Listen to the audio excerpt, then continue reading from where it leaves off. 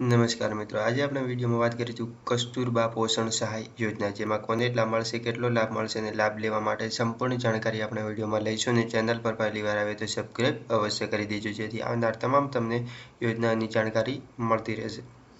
શહેરી અને ગ્રામ્ય વિસ્તારમાં ગરીબી રેખા હેઠળ સગર્ભા માતા જેમાં 3 બાળકો સુધીની પ્રસૂતિ માટે લાભ આપવામાં આવતો હોય છે. જે જિલ્લામાં ઇન્દિરા ગાંધી માતૃત્વ સહયોગ યોજના લાગુ પડતી હોય ત્યાં લાભાર્થી ન હોય તો આ યોજનાનો લાભ મળશે. લાભ ક્યાંથી મળશે? તો તમારા નજીકના આરોગ્ય કાર્યકર પાસે તમારે નાણાં સીધા બેંક એકાઉન્ટ અથવા પોસ્ટ ઓફિસના ખાતામાં જમા કરવામાં આવશે. યોજનાનો લાભ મેળવવા માટે પદ્ધતિ, જેમાં લાભાર્થીએ મમતા દિવસે સગર્ભાવસ્થા પ્રથમ ત્રિમાસિક ગાળામાં FHW પાસે નોંધણી કરાવવાનો પ્રથમ હપ્તો મળશે.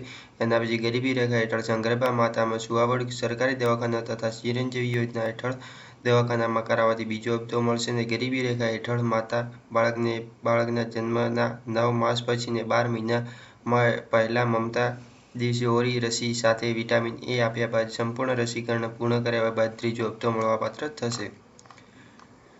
યોજના અંતર્ગત સહાયને લાભમાં વાત કરીએ તો સગર્ભાવસ્થા પ્રથમ ત્રિમાસિક ગાળામાં મમતા દિવસે નોંધણી કરાવવાથી 2000 રૂપિયાની સહાય અને સરકારી દવાખાના અથવા ચિરંજીવી યોજના અંતર્ગત સુવાવડમાં પ્રથમ અઠવાડિયામાં 2000 સહાય અને બાળકને માતાને પોષણ સહાય સ્વરૂપે બાળકના જન્મની 9 અને 12મા મહિના પહેલા મમતા દિવસે ઓરી અથવા રસીના વિટામિન આપ્યા બાદ તમને 2000 રૂપિયા સહાય મળવાપાત્ર રહેશે. આમ કુલ મળીને 6000 રૂપિયાની સહાય દરેક લાભાર્થીને મળવાપાત્ર થશે. તો બસ મિત્રો, આ વિડીયોમાં આટલું જ. ધન્યવાદ.